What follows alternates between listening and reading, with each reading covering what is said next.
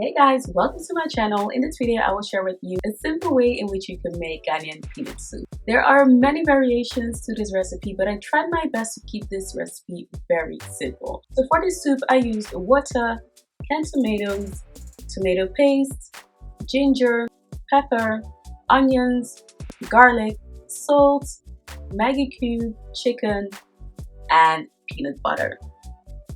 Start with cutting the ginger and onions.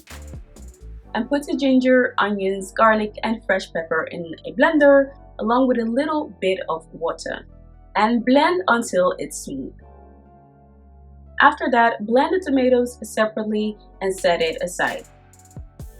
Here I'm cutting one more onion. This is optional, but I like to add it for a bit of texture in the soup. So here I have the chicken, which I have cleaned and cut.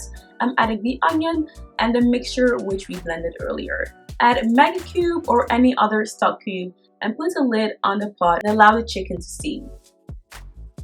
Check on it once or twice to prevent it from sticking to the pot.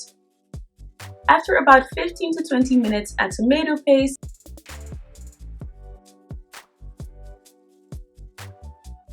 and cover the pot with its lid.